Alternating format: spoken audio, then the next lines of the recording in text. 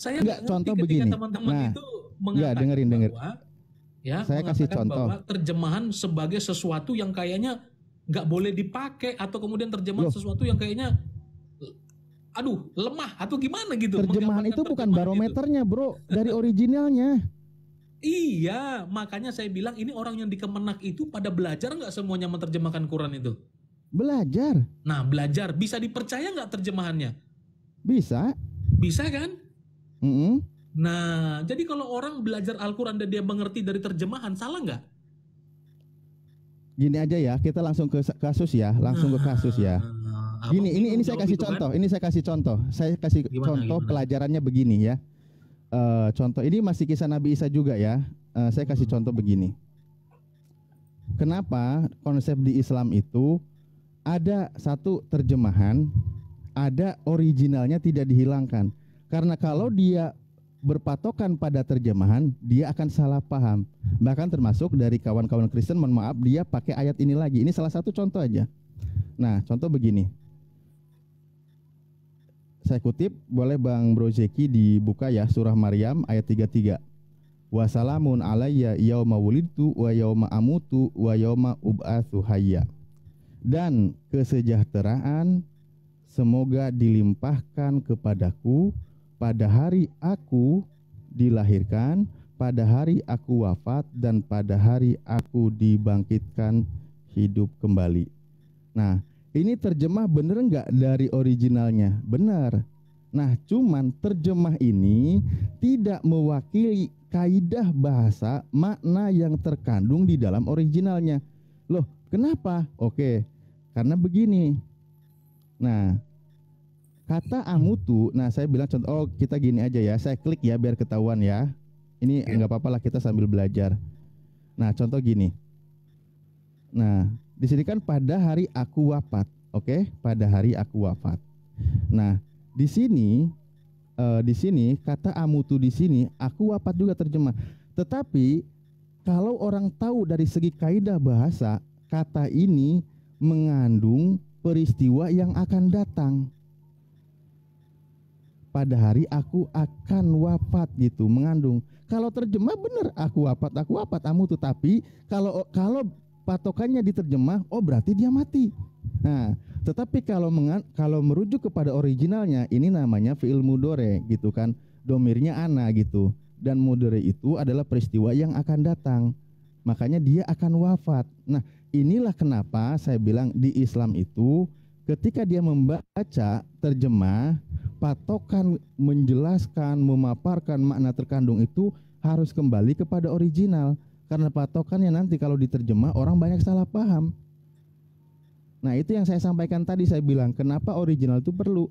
Pada hari, saya ulangi lagi ya, ini amutu ini, kata amutu ini peristiwa namanya sedang dan akan. Jadi akan, peristiwa akan datang. Nah, sementara di sini terjemahnya aku wafat, makanya kawan-kawan Kristen kadang dia bilang itu buktinya Nabi Isa sudah wafat. Nah gitu, maksudnya dia akan wafat karena kata ini mengandung makna peristiwanya nanti, begitu. Nah, inilah pentingnya menyandingkan original.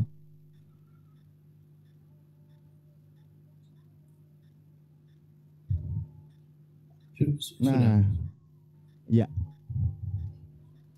Oke. Sekarang poinnya begini lagi berarti ya, bertanya juga. Sebentar aku ambil menit. Silakan kalau mau bernarasi, habis itu saya coba tanya dulu. Tapi kalau masalah terjemah dari kawan Kristen memang fokusnya pakai terjemah dan udah nggak ada original kan? Ya, itu kalau mau dibahas juga boleh ya. Nah, jadi teman-teman sekalian kan kita melihat bahwa tadi ya, kasus yang saya bawa itu hanya kasus sederhana saja. Ya, kasus sederhana di mana tadi bahwa Nabi Muhammad juga menurut asumsi saya itu menerima terjemahan. Ya, bahkan terjemahan yang nggak ada teksnya. Nah, itu. Nah, jadi tadi apa yang dijelaskan itu kasus ya, itu kasus bahwa harus meneliti ke dalam bahasa bahasa Arabnya. Nah, maka disendengkan. Sebenarnya kan sederhana dari tadi saya bicara bahwa bagaimana memahami bahasa Arab yakni Al-Qur'an ya tanpa kemudian mempelajari translate-nya ya, mempelajari terjemahannya. Tentu tidak bisa. Maka untuk menggali kata lebih dalam, melihat cara atau melihat konteks ya teks tersebut, itu saya sepakat tadi cara yang dikatakan kita lihat ininya, kita lihat itunya, ya, lihat fiilnya, lihat bagaimana dan lain sebagainya. Itu saya sepakat, ya. Tetapi apakah terjemahan di sana sama sekali tidak ada gunanya? Menolong nggak terjemahan itu untuk supaya kita bisa mengerti? Ya, sangat menolong. Nah, jadi ketika ada orang mengatakan umat terjemahan, justru saya balikkan tadi.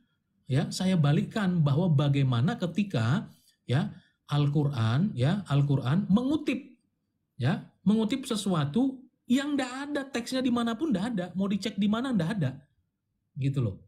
Nah, jadi itu bukan sekedar terjemahan bahwa itu kutipan liar. Dari mana datangnya itu? Ya, saya tadi bawa kasus ini. Pertanyaan saya sederhana itu aja. Ya, dari mana ungkapan itu? Nah, maka kalau dikatakan tadi bahwa kita menerjemahkan, dan itu teks aslinya ya tetap ada.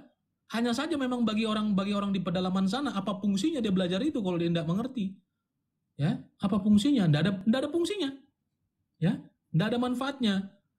Nah, maka daripada itu kita bisa melihat dan tadi diakui bahwa misalnya terjemahan Kemenak, ya, terjemahan dari Quran Kemenak, ini orang-orang yang menerjemahkan ini, ya, itu orang-orang belajar nggak? Belajar tadi kata abang. Ya, belajar. Oke, good, belajar. Terjemahannya bisa dipercaya enggak? Ya, terjemahan bisa dipercaya atau tidak? Nah, itu dia. Ya. Nah, jadi sebenarnya sesederhana itu saja dan tadi nggak tahu bagaimana kesimpulan dari Bang Alif ya tentang ayat yang tadi saya katakan bahwa ketika Musa berdoa Isa tadi berdoa itu ya, Isa berdoa itu tadi dalam bahasanya Isa dan kemudian disampaikan kepada Nabi Muhammad dalam bahasa Arab. Ya, artinya konsekuensi logisnya adalah itu diterjemahkan ke dalam bahasa Muhammad supaya Nabi Muhammadnya mengerti.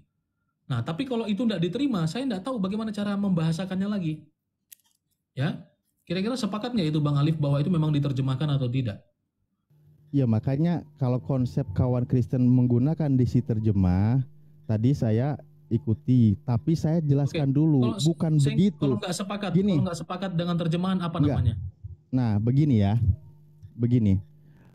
karena kawan-kawan Kristen kan menggunakan diksi terjemah dan sebagainya. Begini, makanya kita bahas langsung mundur lagi ke belakang bagaimana konsep pewahyuan.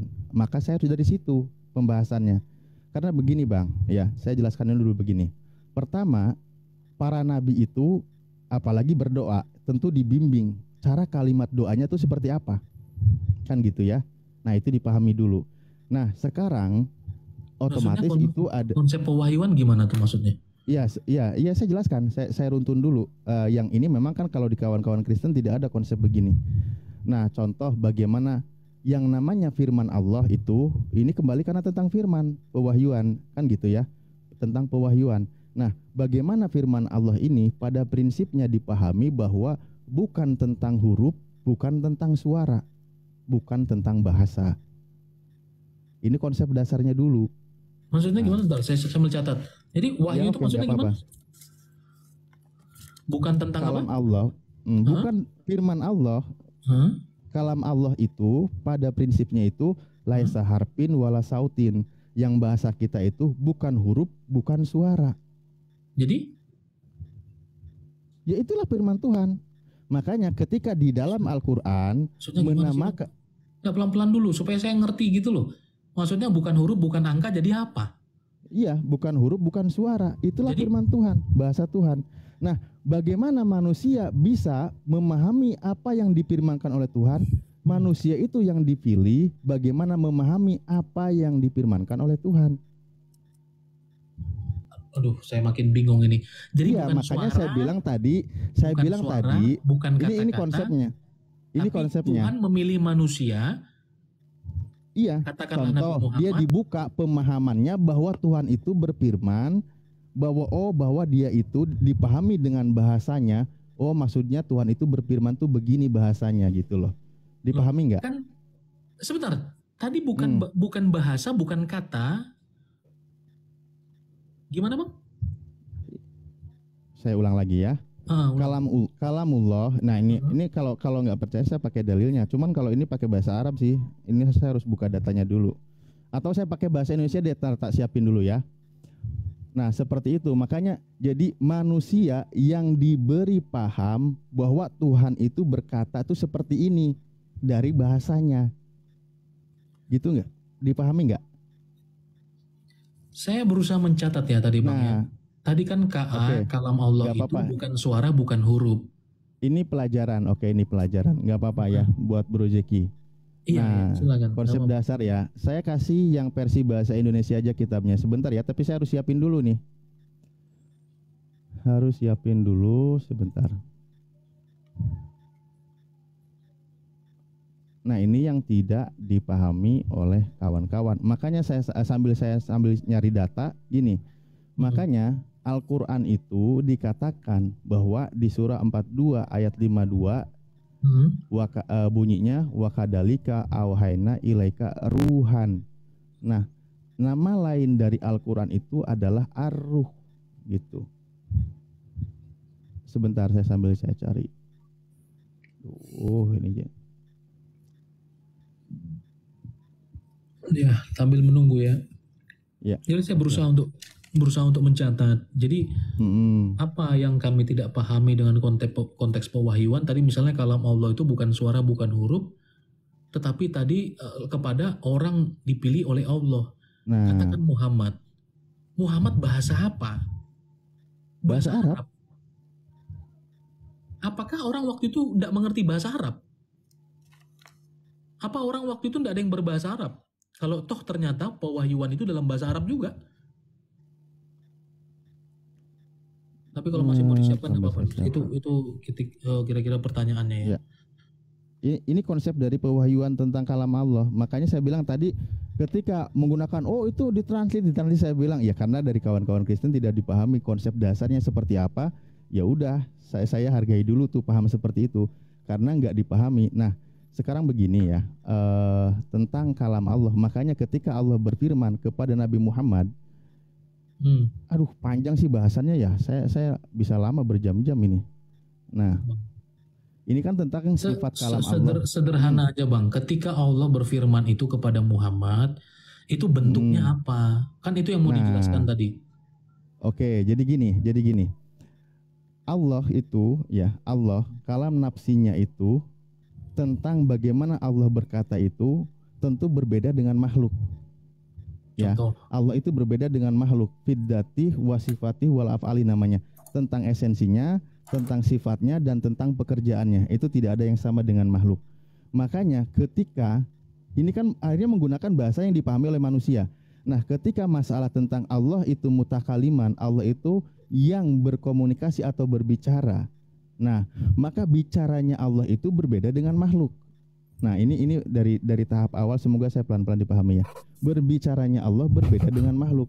Kalau makhluk berbicara itu kan berdasarkan huruf dan suara, ada toh kayak gitu gelombang dan seterusnya. Karena Tuhan sudah mengatakan berbeda dengan makhluknya, maka Tuhan itu tidak begitu. Nah, yang namanya lafad, huruf, tulisan, bahasa itu makhluk. Itu diciptakan. Makanya di dalam pemahaman ketika Allah berfirman itu yang akan menjadi pedoman untuk Nabi Muhammad yaitu Al-Qur'an, yang Al-Qur'an dari surah Al-Fatihah sampai An-Nas, Allah berikan pemahaman di Lauhil Mahfuz tertulis. Wa Qur'anum Majid fil Lauhil Mahfuz gitu. Al-Qur'an yang mulia yang fil Lauhil Mahfuz, di Lauhil Mahfuz yang terpelihara dan terjaga. Nah, Lauhil Mahfuz yang mencatat Al-Quran itu memahami apa yang difirmankan oleh Allah dan nanti akan diterima oleh seorang nabi yang menggunakan bahasa Arab, maka Lauhil Mahfuz mencatatnya menggunakan bahasa Arab. Nah, itulah yang dibawa oleh malaikat Jibril yang akan disampaikan kepada Nabi Muhammad.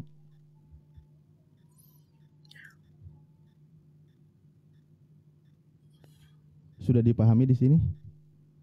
Ini konsep dasarnya. Jadi sebenarnya yang berfirman dengan bahasa yang berbeda-berbeda itu sebenarnya Allah atau si pencatat? Nah, saya bilang tadi begini, Bang. Nah, karena kan tadi Ketika kan ayat yang abang bawa itu tadi begini, tidaklah Allah hmm, berfirman. Oke, jadi firman Allah itu tidak cara dia berfirman itu tidak sama seperti makhluknya. Itu nah, saya bisa tangkap itu sebagai makna teologis. Nah, kemudian abang jelaskan tadi bahwa ada yang mencatat dan menyimpan itu kemudian di Lauh Mahfuz, begitu. ya.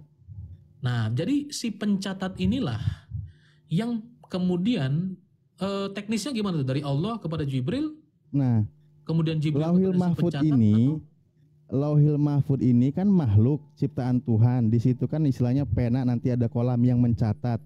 Nah, dia itu memahami, diberi paham apa yang dikehendaki oleh Tuhan, kalimatnya seperti apa.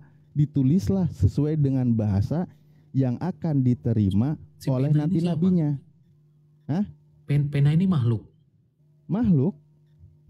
Al-Qalam namanya. Oh, pena ini makhluk. Makhluk itulah yang kemudian Mencatat firman Tuhan itu.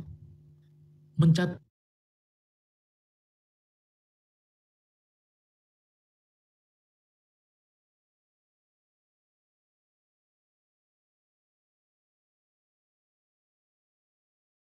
Mana mencatat yang bukan huruf dan yang bukan suara? Nah, orang diberi paham, makhluk itu diberi paham apa yang difirmankan oleh Tuhan yang bukan huruf dan bukan suara itu. Oke. Lanjut. Ya kita analogi sederhana aja, analogi sederhana. Sebenarnya Kok banyak bisa kok. tahu si pena itu kok bisa tahu? Ya itulah yang didesain oleh Tuhan, bahwa Tuhan itu kan berfirman tuh. Nah, si pena itu diberi paham apa yang difirmankan oleh Tuhan itu. Si pencatat itu. Makanya saya bilang tadi, kalau bahasa Arab, kalau tulisan, ya, huruf itu makhluk semua. Itu makhluk. Kira-kira Tuhan Allah itu tahu. Allah pemilik tahu bahwa semua itu. bahasa, memahami semua. Ya paham lah, Kalau tahu lah. Allah langsung bahasa Arab, apa beliau bisa? Loh, kan udah bilang Allah itu bukan makhluk. Oke, Allah itu bukan makhluk. Makanya ketika Allah berfirman, bukan seperti manusia berkata, beda. Karena manusia berkata itu memerlukan pertama media, ya istilahnya kan gitu ya, suara, gelombang, huruf, kan gitu. Tuhan itu nggak gitu.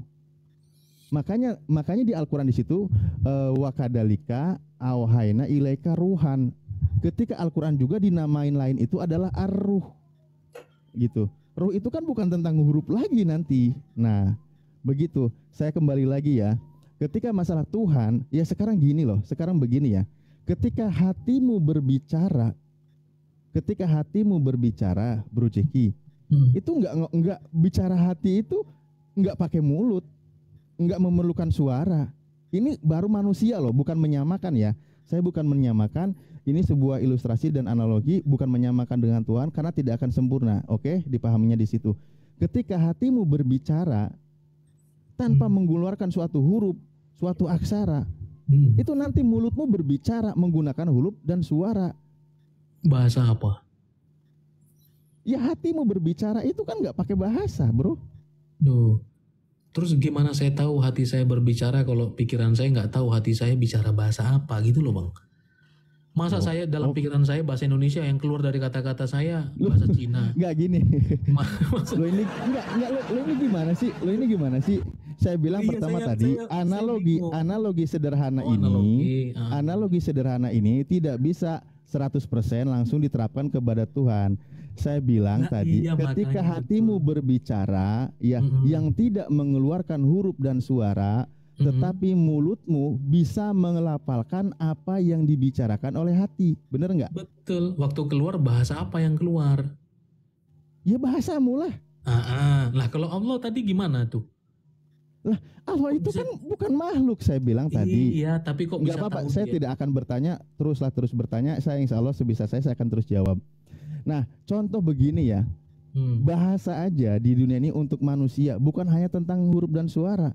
Ketika dia tidak bisa berbicara, ada sebuah isyarat pun bisa diartikan itu, oh dia itu sedang mengucapkan ini. Kan begitu. Bener nggak? Ini untuk makhluk aja loh, untuk makhluk aja loh.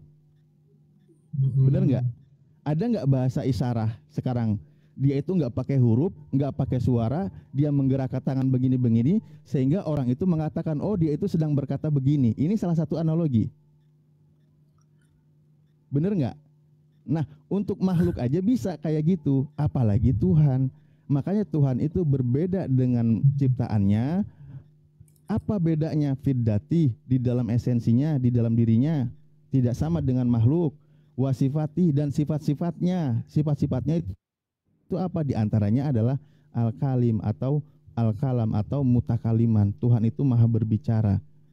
Wal af'ali, dan di dalam pekerjaannya. Makanya ketika dikatakan berbeda, orang manusia aja bisa berbicara dengan orang. Saya komunikasi dengan Bro Jeki tanpa menggunakan bahasa, bisa dipahami, bisa dimengerti saya itu lagi ngomong apa, apalagi Tuhan gitu loh. Istilahnya bahasa ulama kami itu kemanusiaannya itu dibuka sehingga dia memahami apa yang difirmankan oleh Tuhan itu yang bukan huruf dan bukan suara, lalu dia ucapkan, oh Tuhan itu berkata begini, begitu. Nah itu konsep dari dasarnya dulu.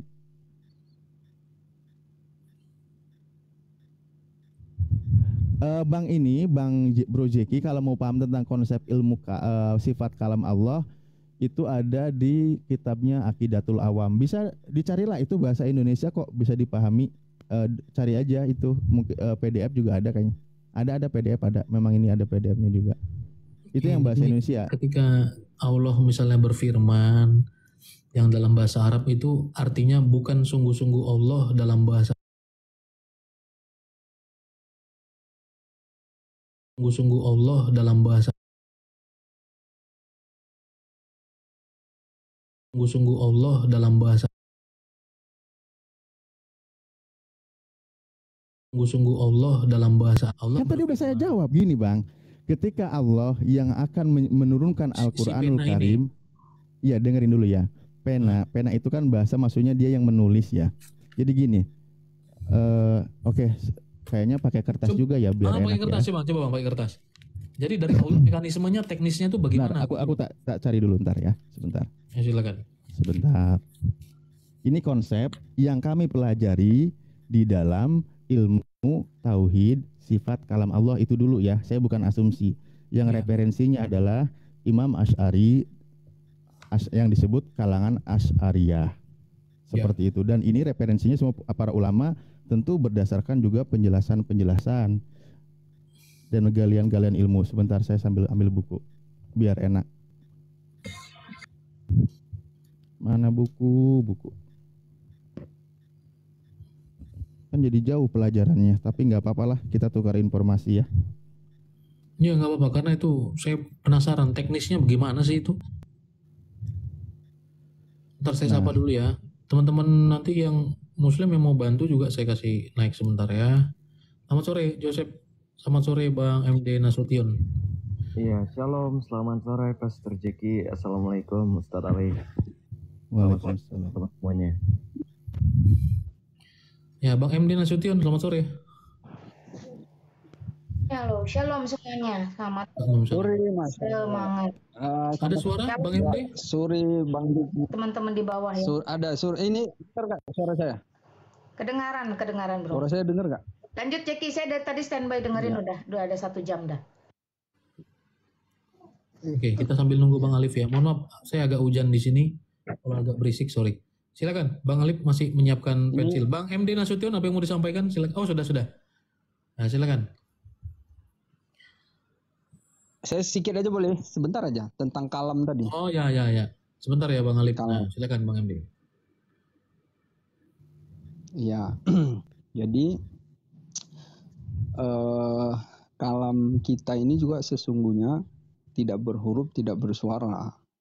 Jadi yang terkeluar dari mulut kita itu asarnya. Asarnya itu yang muncul. Tapi kalam sesungguhnya itu yang di dalam hati. Nah inilah yang ditanya oleh Mu'tazilah. Lalu kamu menyamakan kalam Allah juga tidak berhuruf, tidak bersuara. Sesungguhnya atof, pada atof ini apa ya kalau dalam bahasa Indonesia ya. Jadi atof yang disandarkan kepada tidak, itu tidak sama sifatnya. Contoh, misalnya tidak kuning, ini satu benda ya. Tidak kuning, tidak putih. Benda kedua, tidak kuning, tidak putih. Apakah dua benda ini sama? Enggak sama. Boleh jadi yang pertama itu hitam coklat, yang kedua abu-abu ungu, ya kan? Nah, jadi pada hakikatnya kalam kita juga itu tidak berhuruf, tidak bersuara. Oke, silakan Bang Alif, saya itu aja nyampaikan itu ya. Oke, kita lanjutkan ya. Ini saya kasih penggambaran sederhana ya. Pertama saya bilang tadi yang saya tidak akan menggambarkan tentang Tuhan ya. Ini tentang sifatnya, penjelasannya, pemaparannya yang bisa kita pahami dan makhluknya. Dan ini gambar ini bukan tentang sesuatu ternyata dia itu seperti itu, bukan ya. Kita kan gambarkan contoh. Ini tentang bagaimana Lauhil Mahfud ya. Ini sebagai penjelasan aja. Aduh, penanya lagi Bentar. Lauhil Mahfud. Ini ilustrasi sederhana ya. Lauhil Mahfud di mana segala sesuatu perkara itu tercatat di sini, Lauhil Mahfud, termasuk kalam Allah. Nah, makanya Allah akan menurunkan petunjuk kepada Nabi Muhammad SAW. Di sini nanti Nabi Muhammad ya sebagai manusia. Maaf, saya kasih pakai huruf aja. Nabi Muhammad ya sebagai manusia yang penerima firman Tuhan itu, dia kan orang suku Arab, oke? Menggunakan bahasa Arab. Nah, dalam pemahaman kami bahwa Allah itu yang akan menurunkan kalamnya, firmannya yang akan diterima menggunakan bahasa Arab, makanya segala sesuatu peristiwa itu dicatat di sini namanya Lauhil Mahfud ya. Aduh, jangan bahasa Arab. Ini aja.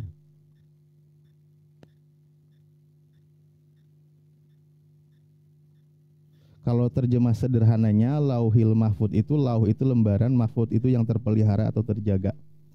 Nah, jadi di sini Allah itu menurunkan kalamnya, kalam Allah itu yang akan diterima oleh Nabi Muhammad SAW yang menggunakan bahasa Arab, sementara kalam Allah itu ya, Allah itu adalah tadi sudah dikatakan laisa harfin wala sautin, bukan tentang huruf dan tentang suara. Al-Qur'an ini Lauhil Mahfud di sini paham apa yang difirmankan oleh Allah Subhanahu wa taala ketika dia mencatat. Oke. Jadi yang Al-Qur'an itu contoh bagaimana Al-Fatihah. Nah, tercatatlah di Lauhil Mahfud di sini. Nah, makanya di sini menggunakan bahasa Arab. Bahasa Arab ini yang nanti adalah yang akan dibawakan Al-Qur'an utuh dari Al-Fatihah sampai An-Nas dibawa ke Baitul Izza namanya. Ini konsep pewahyuan ya yang ada di Islam. Baitul Izza itu adalah di langit pertama atau Samaud dunia. Di sini adalah malaikat Jibril. Utuh inna anzalnahu fi lailatul qadr, bahwa Allah turunkan Al-Qur'an dari Baitul Izza dari Lauhil Mahfud yang di sini sudah tertulis menggunakan bahasa Arab ke Baitul Izza itu di malam Lailatul Qadar ya. Dan awas jangan dipahami bahwa di sini adalah lembaran sebagaimana fisik juga kertas, bukan. Karena ini sedang membahas tentang perkara gaib. Nah, makanya tadi saya bilang dikatakan Al-Qur'an itu nama lainnya wa kadzalika auhayna ilaika ruhan. Al-Qur'an itu juga dinamai dengan ruh gitu. Ruh itu kan bukan tentang masalah dia kertas atau apa gitu. Nah, Al-Qur'an yang sudah menggunakan bahasa Arab ini secara lafadznya bahasa Arab itu makhluk, tetapi yang terkandung di situ firman Tuhan itu yang bukan makhluk. Karena di situ ada firman Tuhan itu laisa harfin wala sautin, bukan tentang huruf dan bukan tentang suara. Nah, yang diucapkannya itu makhluk, huruf. Tetapi yang terkandung di sana itu adalah firman Tuhan gitu. Nah, nanti di Lauhil di ini langit pertama ya, langit pertama yang diterima kepada Nabi Muhammad itu bertahap berangsur sesuai dengan situasi dan kondisinya. Makanya wahyu pertama itu adalah surah Al-Alaq ya, Iqra bismi rabbikal ladzi khalaq dan seterusnya dan seterusnya. Nah, itu wahyu pertama sesuai dengan kondisi. Setelah selesai pewahyuan, maka nabi kami diterima susunan bahwa oh itu surah Al-Fatihah itu pertama ditulisnya dan seterusnya sampai An-Nas itu adalah surat terakhir. Nah, itulah konsep pewahyuan yang kami pahami di sini. Masih ada yang mau ditanyakan di sini?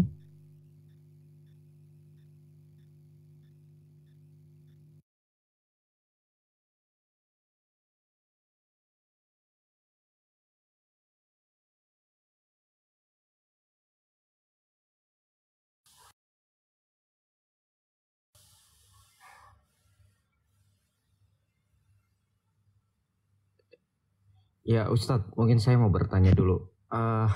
Ketika dari Lauhul Mahfuz sampai ke Baitul Izzah, lalu sampai kepada Nabi Muhammad itu kan Al-Quran itu kan diturunkan pada malam Lailatul Qadar. Nah itu kira-kira berapa lama Ustadz? Maksudnya malam Lailatul Qadar itu kan pada malam ke-17 bulan Ramadan. Nah itu tuh berlangsungnya berapa lama? Sedangkan kalau dari beberapa riwayat mengatakan bahwa Al-Quran itu diturunkan selama 22 tahun, 2 bulan, 22 hari ya kalau saya tidak salah ya, seperti itu. Itu gimana, Ustadz? Ya, bukan kalau masalah ditanya durasi berapa lama itu tidak dicatat ya, tidak dipahami. Tapi mungkin saya kurang paham di situ, boleh saya akui. Nah, bedakan bagaimana turunnya di Lailatul Qadar dengan yang diterimanya oleh Nabi Muhammad SAW wahyu pertama. Makanya di sini ada perbedaan orang memahami. Yang tanggal 17 Ramadan yang sering dijelaskan oleh kawan-kawan itu adalah tentang bagaimana Nabi Muhammad itu menerima wahyu pertama. Wahyu pertama surah Al-Alaq. Sebentar, Tad, mungkin saya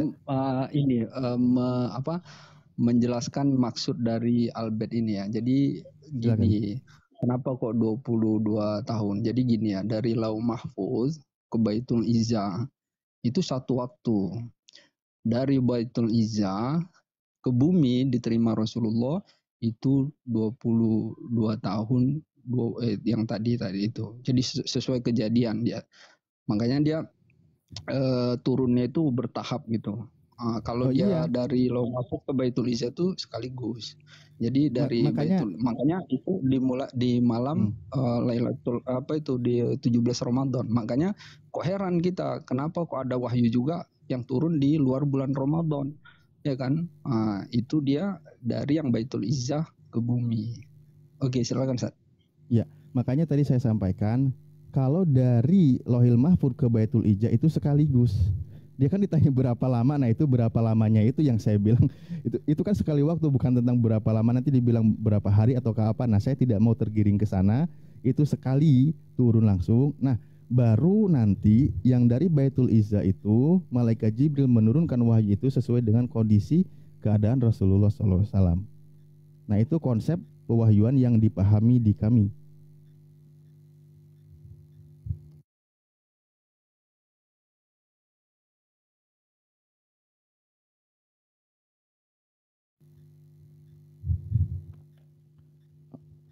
Nih aku udah bantu download ini. Kalau enggak kawan-kawan download ya yang versi bahasa Indonesia yang ada penjelasan, bisa dipahami kok tentang konsep bagaimana kalam Allah Subhanahu wa taala gitu. Firman. Makanya tadi saya sampaikan adalah ketika masalah dipahami bahwa mentranslate ya karena tidak paham dari konsep dasar gitu loh. Bagaimana pewahyuan di Islam itu seperti apa? Ketika Allah berfirman kepada para nabi, ketika diceritakan tentang kisah dan seterusnya. Nah, itu saya bilang.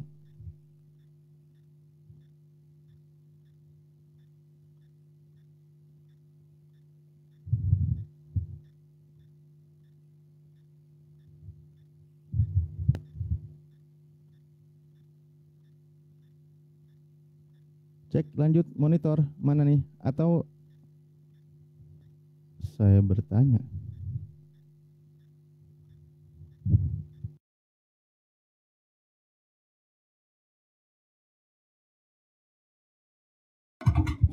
Bentar Bang, buat saya masih hujan, dikit lagi mungkin nih.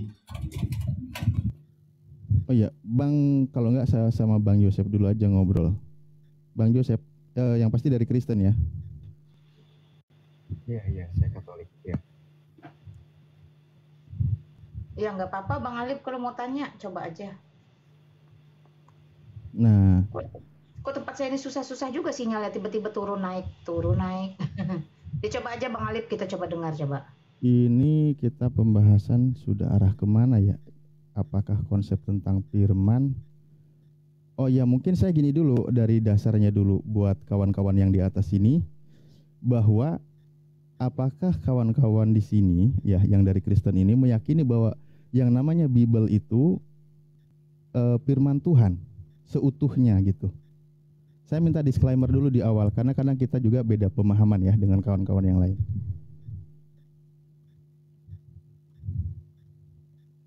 Bagi saya itu firman Tuhan seutuhnya yang ditulis oleh orang-orang pilihan dengan pimpinan Roh Kudus. Silakan. Oh, jadi seutuhnya itu firman Tuhan, termasuk yang surat-surat Paulus juga ya? Karena Paulus pun menuliskan apa yang difirmankan oleh Tuhan dalam pengajaran ya, bukan turun dalam bentuk kata-kata, dalam pengajaran selama dia hidup di zamannya Yesus Kristus, tentu kembali lagi di bawah pimpinan Roh Kudus. Nah, Roh Kudus itu Roh Allah sendiri. Nah, legalitasnya ada nggak bahwa surat-surat Paulus itu adalah firman Tuhan? Legalitas gimana yang kamu maksud? Apakah maksud kamu apakah stempel pemerintah, materai atau apa? Legalitas yang bagaimana yang kamu maksud? Ya tentu legalitasnya dari Tuhan gitu, bahwa ini tuh firman Tuhan gitu. Contoh kalau Yesus sudah kembali ke surga, dia tidak mungkin lagi berbicara dari atas. Maka itu tadi saya bilang dalam bentuk pimpinan Roh Kudus. Roh Kudus itu Roh Allah itu sendiri. Jadi Roh Allah itu tidak menulis-nulis atau tidak memberi stempel. Kalau ditanya legalitas, dari apa yang disampaikan dengan apa yang pernah didapat dan apa yang dipraktekkan itu semuanya sinkron. Itu namanya legalitas. Oke. Baik, sekarang begini. Oke, kita ke poin satu ayat. Misal Paulus berkata, apa yang aku katakan. Kalau di tempat kamu belum azan di sana ya, di sini agak rame. Ya, kata Paulus, apa yang aku katakan, aku mengatakannya bukan sebagai seorang yang berkata menurut firman Tuhan, melainkan sebagai seorang bodoh yang berkeyakinan. Nah, apakah itu adalah firman Tuhan diyakini, sementara Paulus sendiri bilang bahwa dia berkata bukan berdasarkan firman Tuhan. Dan itu tercatat di 2 Korintus 11.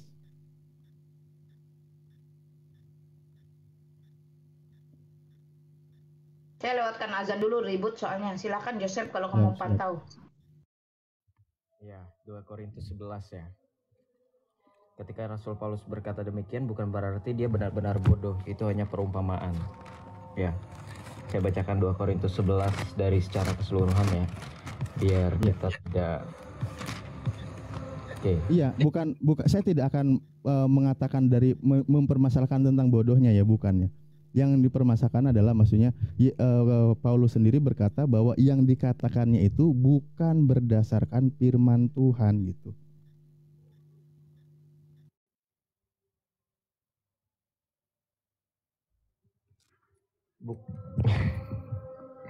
Ini kita baca dari konteks dulu ya. 2 Korintus 11. Alangkah baiknya jika kamu sabar terhadap kebodohanku yang kecil itu. Memang kamu sabar terhadap aku. Sebab aku cemburu kepada kamu dengan cemburu ilahi, karena aku telah mempertunangkan kamu kepada satu laki-laki untuk membawa kamu sebagai perawan suci kepada Kristus. Namun aku takut kalau pikiran kamu disesatkan dari kesetiaan kamu yang sejati kepada Kristus. Sama seperti Hawa diperdayakan oleh ular itu dengan kelicikannya.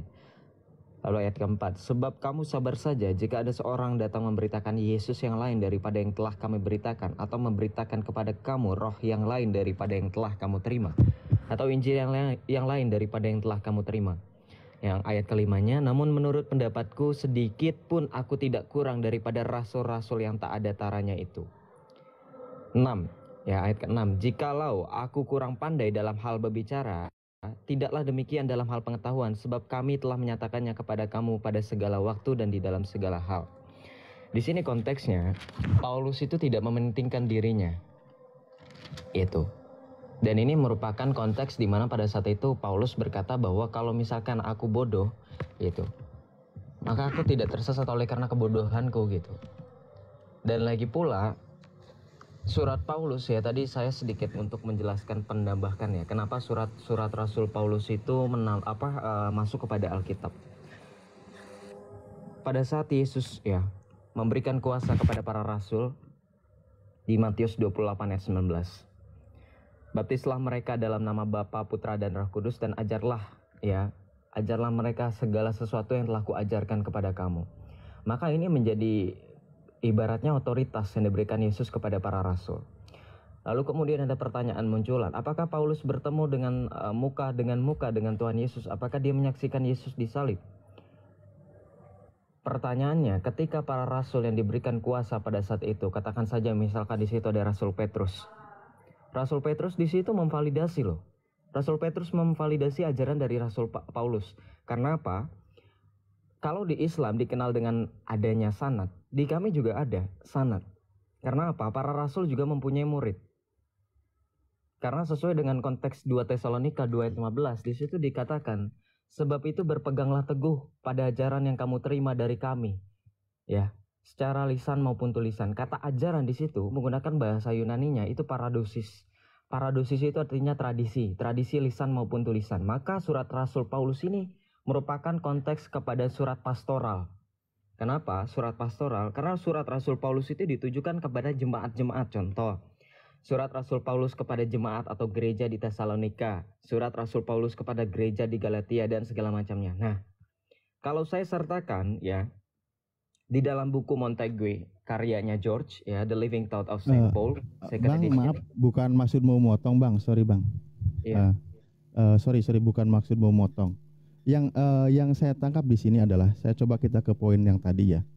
Paulus berkata bahwa apa yang aku katakan, tentu kan semua yang tertulis di sini toh, di 2 Korintus ini kan.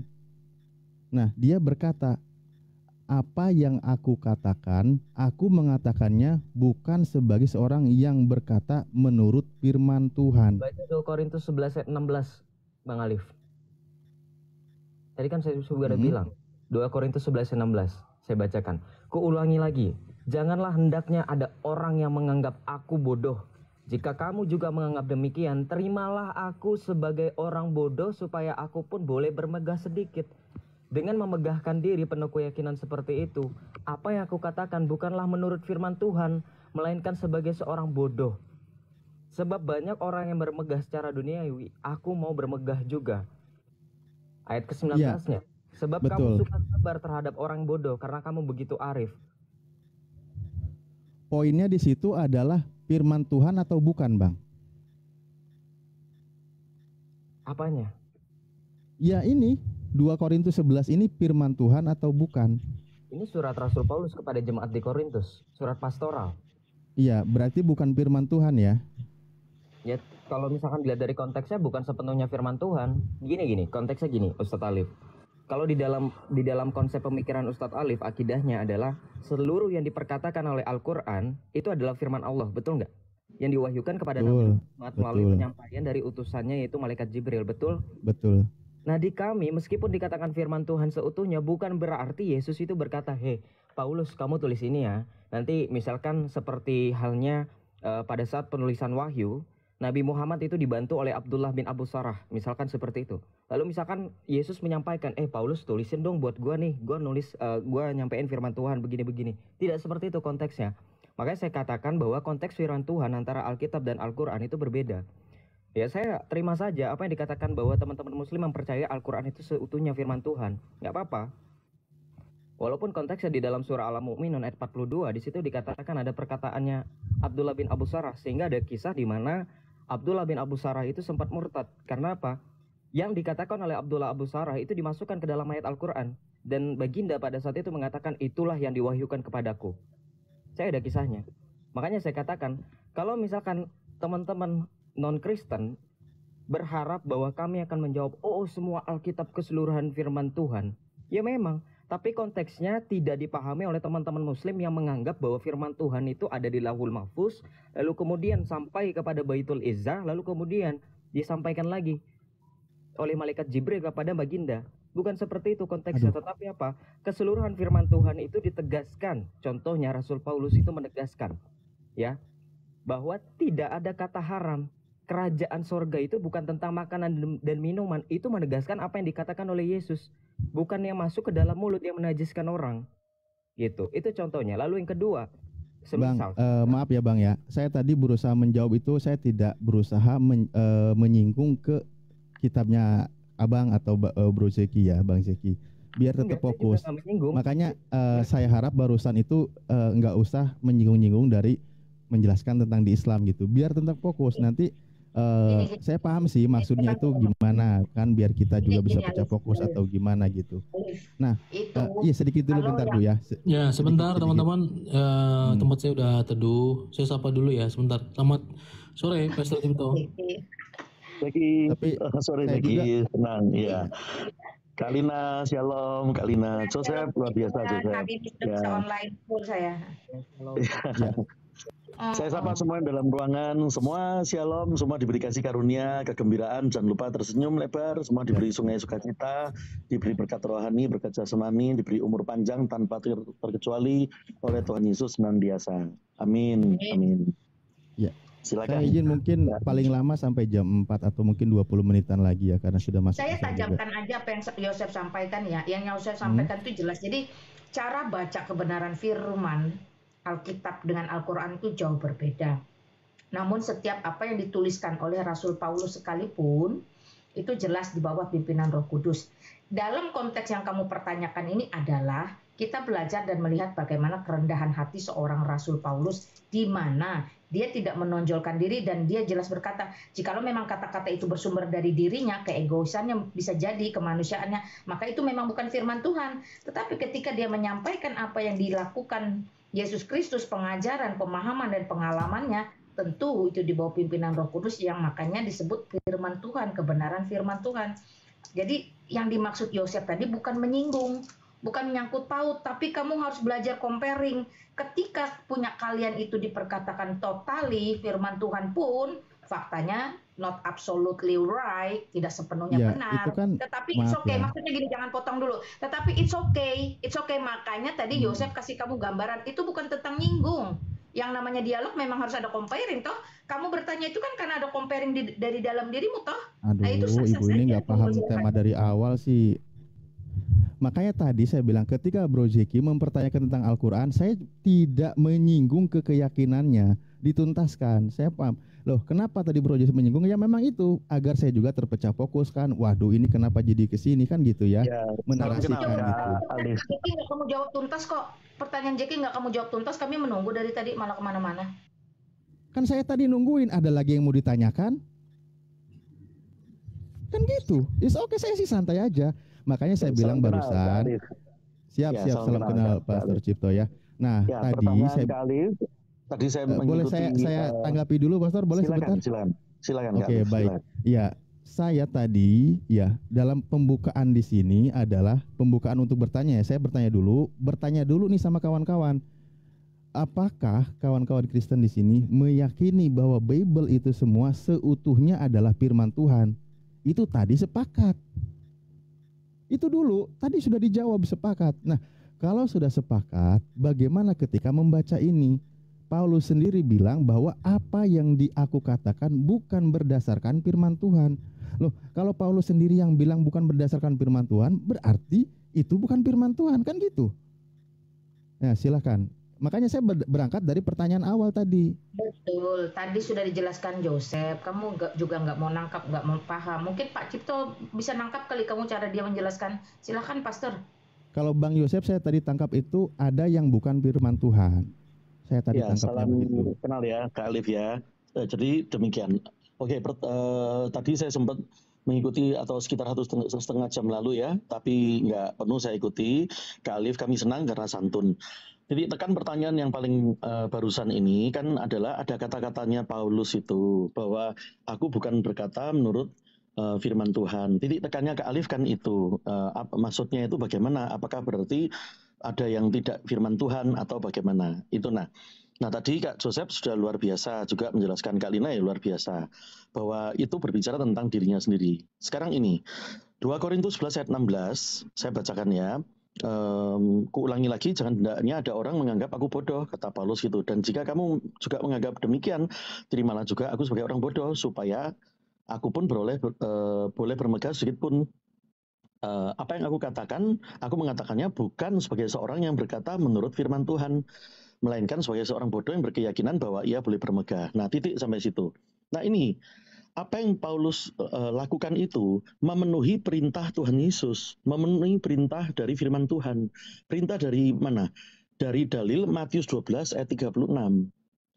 Jadi waktu itu Tuhan Yesus sendiri berkata, kan waktu itu orang-orang di sekeliling Paulus itu mengolok-ngolok, aduh kamu ngajar tentang iman Kristen, tentang Tuhan Yesus, kamu kayak orang bodoh saja.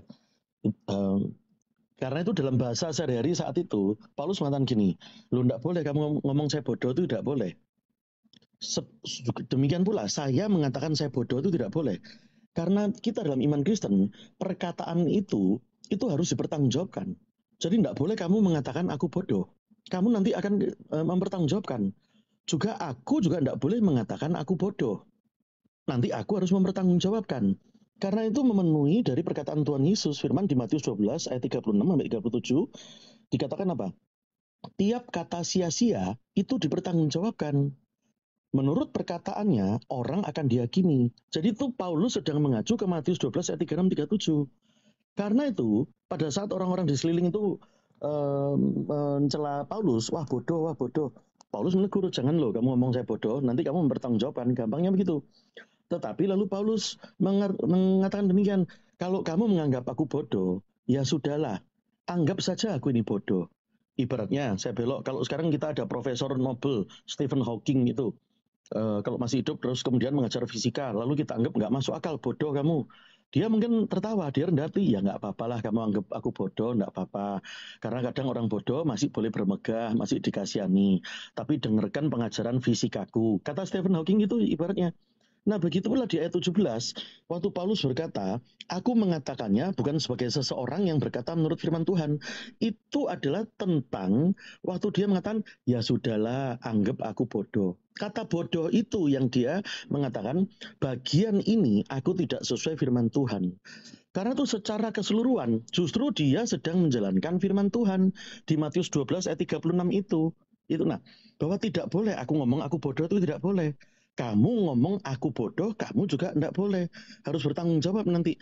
Dalam iman Kristen tidak boleh ada kata sia-sia. Mati aku, itu tidak boleh.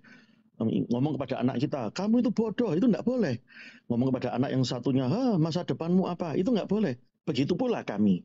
Tetapi Paulus dalam rangka itu tadi untuk menegur si orang-orang yang mengatakan mereka dia bodoh, dia ngomong tidak boleh loh kamu ngomong aku bodoh. Tapi kalau ngomong bodoh, ya sudahlah, anggap aku bodoh biar bisa bermegah dikit. Karena ibaratnya gini, orang cacat masih dikasihani dikit. Artinya orang kalau dianggap bodoh, pandir, masih dikasih simpati dikit. Ya sudahlah, kasih aku bermegah dikit supaya kamu mendengar pelajaranku tentang, kalau Stephen Hawking pelajaran fisika, kalau Paulus tentang iman kepada Kristus. Itu artinya. Jadi justru dia mengucapkan firman Tuhan. Penekanannya itu bukan berarti diartikan kami senang Kak Alif bertanya, tetapi tidak boleh menafsirkan. Kalau misalkan orang lain menafsirkan demikian, berarti semua perkataan Paulus itu bukan firman Tuhan, atau ada sebagiannya bukan firman Tuhan. Tidak, justru dia sedang menjalankan firman Tuhan. Itu tadi terkait dengan perkataan dianggap bodoh itu tadi. Demikian Kak Alif. Oke, baik. Jadi begini Pastor ya. Jadi di 2 Korintus 11 ini itu adalah firman Tuhan.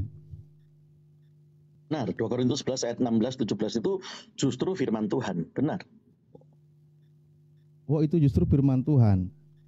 Ya, jadi kan, yang diucapkan oleh Paulus bahwa apa yang aku katakan, aku mengatakannya bukan sebagai seorang yang berkata menurut firman Tuhan, itu adalah firman Tuhan gitu.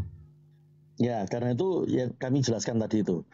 Di dalam Alkitab kan ada peristiwa-peristiwa yang dicatat oleh Alkitab. Contohnya masalahnya maaf Pastor ya, maaf saya potong sedikit.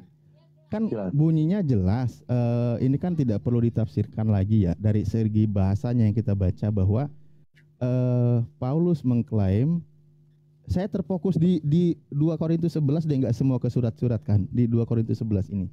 bahwa dia Ya, berkata karena dia itu kan kami mengerti. Jadi tekan ke Alif kami mengerti. Dan itu sudah dijawab. 2 Korintus 11 ayat 17 itu justru adalah firman Tuhan. Karena Paulus mau menegur orang-orang itu tentang Matius 12 ayat 36. Karena orang-orang di sekeliling dia ini selama ini, sebagian orang itu bebal. Menganggap Paulus itu bodoh. Makanya Paulus gampangnya menegur mereka. Jangan kamu ngomong aku bodoh. Itu melanggar firman Tuhan. Lalu dia berkata, tapi kalau kamu anggap aku bodoh, ya sudahlah, anggap saja aku bodoh. Waktu dia mengatakan ini, anggap sajalah aku bodoh. Perkataan itu berarti untuk menegur mereka, karena mereka melanggar firman Tuhan. Di Matius 12:36, yaitu berkata sia-sia. Maka Paulus ngomong, kamu anggap aku bodoh, ya sudah, anggap aku bodoh, biar aku bisa bermegah dikit. Apa yang aku katakan ini tidak sesuai firman Tuhan di bagian yang ini. Maksudnya apa? Tidak boleh loh, aku ini mencela diriku sendiri. Jadi dia itu kan adalah menegur mereka dengan cara dia menunjukkan menegur diri sendiri. Kalau aku ngomong aku bodoh, berarti aku tidak sesuai firman Tuhan. Itu maksudnya. Itu nah, sebagaimana kalau cerita di Perjanjian Lama ada cerita perang antar orang yang bukan Kristen.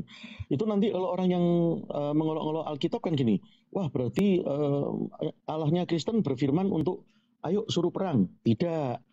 Itu dicatat antar mereka perang orang-orang yang tidak Kristen waktu zaman Perjanjian Lama itu dicatat. Itu dari keseluruhan cerita itu nanti ada apa yang dipelajarankan di sana. Itu yang jadi firman Tuhan. Begitu pula yang 17 ini. Baik. Jadi waktu aku mengatakannya bukan menurut firman Tuhan, itu waktu dia mengatakan kepada orang-orang itu tentang kata bodoh itu, nah titik tekannya di kata bodoh, bahwa kalau aku ngomong aku ini bodoh berarti aku tidak sesuai firman Tuhan. Itu dikatakan dalam rangka menegur orang-orang di sekeliling. Jadi bukan Bapak, dalam arti semua firmannya bukan Bapak sudah Tuhan. Bapak sudah panjang menjelaskan. Saya bukan maksud mau motong lagi Pak sebenarnya.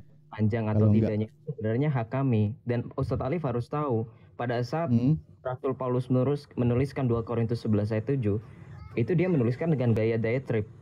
Tahu nggak arti kata bergaya diatrib?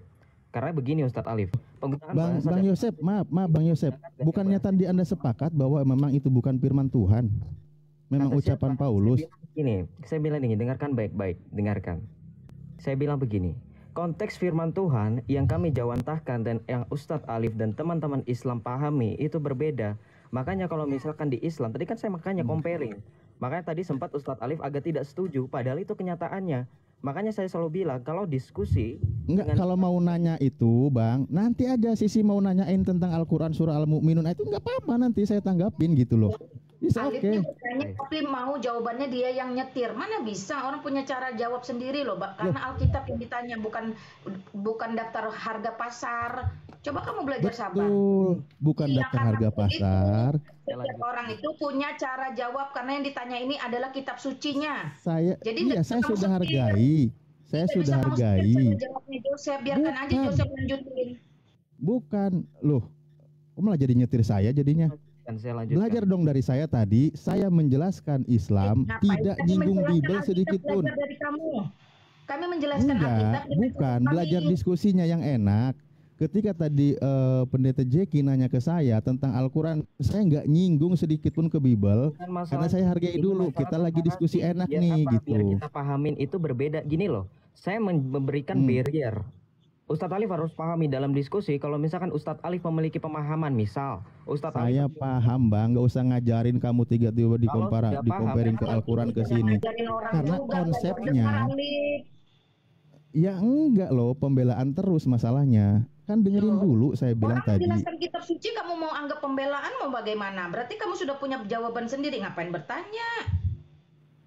Berikan orang keleluasaan menjawab, sama seperti kami memberi keleluasaan kalian menjawab gitu loh. Itu yang benar.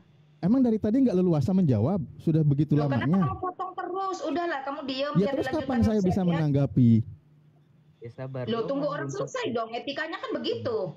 Lah iya, ini yang nanggapi orang 3, satu orang 10 menit, 30 menit. Ya habis lah waktu saya. Enggak 10 menit. Padahal poinnya adalah, ingat pertanyaan kan sederhana. Kan kembali kepada keimanan kawan-kawan. Ketika tadi saya tadi bertanya, apakah kawan-kawan di sini sebelum saya ke kasus kasus ayat yang diangkat. Saya tanya dulu, apakah kawan-kawan di sini yang Kristen meyakini Bible itu seutuhnya firman Tuhan? Lalu dijawab, iya, setuju, Kalau kamu kami mengimani. mengulang-ulang pertanyaanmu, Nah. justru kamu yang buang waktu. Lebih Nah, baik biar ketika kita saya langsung jawab. menanyakan tentang 2 Korintus 11 ini, nah harus dipahami tidak semuanya itu firman Tuhan. Tadi kan gitu. Iya. Siapa yang bilang kayak gitu? Lah, Bang Sepenuhnya itu Yosef firman tadi. Tuhan Alkitab itu. Bang Yosef Saya mau tadi. jelaskan makanya. Loh, kamu Makanya kalau ada motong masalahnya, jadi kamu nggak Iya. nangkap. Loh, bukan motong, orang udah pindah yang ngejelasin kok motong sih. Kalau motong itu nggak ganti yang jelasinnya. Ini Lanjutlah, udah Pastor Jeki, Cipto silakan ngejelasin, Bu Lina ngejelasin. Ya jadi Ya, gimana? Coba. Ada bu fakulul ilmi, ada lebih tinggi daripada ilmu sebentar. Gini Nah Ustaz Alif, itu sangat wajar. betul, beradab. Ketika ditanya Jadi, tentang Bible, jawab Bible-nya. Nah, saya belum Kecuali selesai kita diskusinya tentang comparing. Oke, saya juga tadi akan mengcompare dari Bible. Saya nggak mengcompare itu gitu loh. Makanya ingat dari awal gitu. Nah, saya tanya sama kawan-kawan. Udah, nggak usah Karena nggak usah bunyinya repetitif. jelas. Di 2 usah Korintus 11 repetitif. itu Paulus nggak usah berkata, repetitif, apa sudah. yang aku katakan bukan berdasarkan firman Tuhan. Ustadz Alif paham ya, nggak usah repetitif. Kalau repetitif itu malah makin memperlama. Ya nggak apa-apa. Loh, Kalau maunya repetitif terus, artinya memang tidak membutuhkan jawaban versi Alkitabiah. Hanya Ya ingin tadi kan mendengar. jawabannya kemana-mana saya bilang. Makanya ketika Mana-mana kamu yang tidak mau mendengar, coba kamu belajar santun beradab. Jawaban orang berdasarkan Hmm. kitab sucinya, you like or dislike, it's not problem. Yang penting lu dengar, oh itu jawabannya. Tapi kalau Ya lu iya, berasa saya juga jawaban hargai sendiri, kok. itu berbeda. Saya juga Ini aja hargai. adabmu. Kalau orang ngomong kamu potong terus adabmu. Tapi sok ngomong adab lebih tinggi, gimana sih? Ya coba, ini kan saya bilang tadi, kan saya udah bilang, oke kawan saya tanya, saya pun nggak akan banyak nanya nih. Saya bilang saya paling 20 menit, paling lama 30 menit lagi. Nah, pertanyaan saya sederhana. Bukan membahas ayat kemana-mana. Karena bolak-balik gak jelas orang ini. iya ini repetitive explanation. Jadi gini, kami sudah paham maksud dari Ustadz Alif apa, nggak usah dijelaskan lagi. Begitu ulang lagi. Sekarang gini. Ya udah, penjelasan kalau terakhir. gitu yang diucapkan oleh Paulus itu bahwa dia bilang bukan firman Tuhan. Apakah di sini kawan Kristen justru meyakini itu adalah firman Tuhan? Saya tanya gitu. Alah, kalimatnya jangan dipotong bro. Di situ menurut. Kebiasaan. Iya. Ya jangan Bukan dipotong. Saya kasih Kan kesempatan saya dulu nanya. teman-teman. Loh, enggak, apa yang aku katakan bukan firman Tuhan, kan kamu ngomong gitu. Ayatnya di situ berkata menurut firman Tuhan. Nanti saya jelaskan secara Iya, bukan menurut konteks, firman Tuhan. Ya, kata menurut itu penting di situ. Nanti saya Iya, jelaskan. berarti di situ firman Tuhan atau bukan? Kan itu pertanyaannya sebenarnya. Ya, tapi Makanya kalimat gini. tadi apa yang aku katakan bukan firman Tuhan itu tidak ada ya. Itu salah ya. Jangan dipotong kalimat ayatnya. Jangan Iya, dipotong. tadi kan sudah diulang, baca ayatnya juga sudah. Iya, kan? tapi penjelasan explaining ulangnya jangan dipotong. Oke. Gitu. Apa yang aku katakan, aku mengatakannya bukan sebagai seorang yang berkata menurut firman Tuhan. Itu harus gitu Oke. baca ayatnya. Nanti Ya, lengkap saya melainkan jelaskan. sebagai seorang Menurut- bodoh yang berkeyakinan. Good. Jadi jangan dipotong. Apa yang aku katakan bukan firman Tuhan. Jadi jangan dipotong begitu. Ya, Karena pertanyaannya ada adalah iya. apakah ini firman Tuhan atau bukan? Itu aja kan tadi. Iya, gini loh, Bro Alip. Ini oke. Pastor Cipto mau ngomong tadi. Silakan. Tapi kalimatnya Ya, jangan dipotong ayatnya ya. Oke, silakan. Izin sebentar, Joseph, Jeki sebentar. Dari pertama, Kak Joseph itu sudah gamblang, Kak Lina juga sudah gamblang. Tapi kalau Kak Alif misalkan tidak mau mengerti, itu silakan. Tetapi itu kan dalil kami, maka tidak boleh lalu disangkal-sangkal, tidak boleh. Saya belok sebentar, bukan Kak Alif ya. Ada orang yang pernah dengar di ruangan non-Kristen, mari kita naik di ruangan Kristen lalu bertanya, lalu semua penjelasannya dianggap tidak ngerti aja lah. Tujuannya sebenarnya cuma untuk mengolok-ngolok. Karena itu harus kembali ke hati terdalam. Yaitu nanti supaya utangnya tidak banyak kalau mengolok-ngolok. Karena itu sudah jelas dari Kak Joseph dari pertama. Jadi kami ulang. Bahwa 2 Korintus 11 ayat 17 itu Paulus mengatakan menurut bukan sebagai seseorang yang berkata menurut firman Tuhan. Apa itu kaitannya? Yaitu terkait kata bodoh di ayat di atasnya. Jadi Joseph sudah sangat gamblang. Di bagian itu Paulus menegur orang-orang di sekeliling. Kalau ngomong bodoh-bodoh itu berarti tidak sesuai firman Tuhan. Sebagaimana seperti waktu Adam dan Hawa itu jatuh dalam dosa. Kan makan buah itu berarti melanggar. Apakah makan buahnya itu perkataan firman Tuhan? Tidak, tapi itu dicatat dalam Alkitab untuk menunjukkan bahwa jangan ditiru seperti itu, melanggar firman Tuhan. Tetapi kejadiannya ditulis nggak makan buah itu? Ditulis. Lalu Kak Alif kan misalkan bertanya, loh berarti makan buah itu firman Tuhan ya? Bukan, itu melanggar firman Tuhan, tapi dicatat justru untuk menunjukkan kehendak Tuhan, jangan makan buah itu. Begitu pula yang ayat 17, jangan kamu ngomong bodoh-bodoh kepada aku, nanti kamu bertanggung jawab. Itu di Matius 12 dikatakan oleh Tuhan Yesus sendiri, perkataanmu harus bertanggung jawabkan. Maka Paulus menegur, kamu jangan berkata bodoh-bodoh. Kalau kamu ngomong bodoh, baiklah anggap ajalah aku bodoh. Waktu dia ngomong aku bodoh ini, dia untuk menegur orang-orang itu bahwa perkataan aku bodoh ini itu tidak boleh sesuai firman Tuhan. Jadi dia mengajar itu. Nah, aku berkata tidak menurut firman Tuhan, bahwa berkata aku bodoh. Ngomong bodoh-bodoh itu tidak boleh, bertanggung jawab. Nah, terus dikatakan supaya aku bisa bermegah sedikit. Itu. Nah, sebab itu ayat 17 ini justru firman Tuhan, di mana di dalamnya Paulus menegur orang-orang kebanyakan di daerah sekelilingnya dia waktu itu yang mencela dia, bahwa celaan itu adalah tidak sesuai dengan Matius 12 ayat 36. Jelas sudah itu Kak Alif ya. Sisanya kalau Kak Alif mau mengartikan apa ya silakan, tetapi tidak boleh menafsirkan agama lain. Anda kan bertanya, kami menjawab. Jangan lalu wah kurang jelas. Kalau kurang jelas silakan. Jadi kembali ke hati terdalam. Tujuan kita itu apa? Karena Tuhan itu melihat hati terdalam. Nanti utang kita jadi banyak. Semudah itu. Jadi Paulus sudah jelas menegur orang-orang sekelilingnya atas Matius 12 ayat 36 perkataan Tuhan Yesus sendiri itu. Tidak boleh membodoh-bodohkan orang lain atau dirinya sendiri. Itu tadi, karena itu dia menegur. Demikian Kak Alif. Demikian Jeki. Iya, makanya tadi saya sudah bilang di awal, gaya bahasa Alkitab itu bermacam-macam, ada gaya bahasa simile dan segala macamnya. Ketika Rasul Paulus menuliskan 2 Korintus 11 ayat 17, ini menggunakan gaya bahasa diatribe. Artinya Rasul Paulus itu sedang seolah-olah berdebat, ya, berdebat dengan apa? Dengan orang lain, dengan pembacanya. Karena apa? Ayat-ayat di sini adalah bentuk pertanyaan atau tuduhan dan juga jawaban. Makanya tadi kan Pastor Cipto menjawab bahwa 2 Korintus 11 ayat 17 ini adalah jawaban dari tuduhan orang-orang di sekitar Rasul Paulus yang menuduh bahwa dia adalah rasul yang ibaratnya tuh yang bodoh gitu, ibaratnya seperti itu. Nah, itu adalah jawaban Rasul Paulus. Makanya saya bilang tadi, kalau misalkan Ustadz Alif tidak terima dikomparasikan, tolong jangan kekeh gitu. Karena apa? Saya tadi sudah katakan, firman Tuhan yang kami terima dengan firman Tuhan yang teman-teman muslim terima itu berbeda konsepnya. Makanya saya tadi jawantahkan penjelasannya. Lalu terakhir, saya mau kasih tahu ya, di surat Yohanes yang pertama, 1 Yohanes 1 ayat 1 Yohanes 1 ya, ayat 1 sampai 2 itu dikatakan dengan jelas. Apa yang ada sejak semula yang telah kami dengar, yang telah kami lihat dengan mata kami, yang telah kami saksikan dan yang kami raba dengan tangan kami tentang firman hidup, itulah yang kami tuliskan. Gitu. Jadi apa yang dituliskan di Alkitab ini adalah saksi firman hidup itu sendiri, yaitu Yesus Kristus. Jadi semuanya itu bukan berarti semua Yesus katakan, semua Allah katakan, bukan gitu. Itu yang tadi Pastor Cipto berusaha untuk jelaskan gitu. Silakan Pastor Jeki. Baik. Gimana Bang Alif, kira-kira sudah mulai menangkap? Ya, terima kasih kawan-kawan Kristen atas pemaparannya. Saya pun tidak akan menanggapi lagi. Itu kembali kepada keimanan kawan-kawan Kristen. Saya kasih satu boleh Bang Alif? Aku mau sholat soalnya tadi kan bilang paling lama itu 30 menit itu udah ini. Thank you. Ya. Terima kasih untuk waktunya. Itu udah cukup banyak penjelasan. Ngobrol lagi.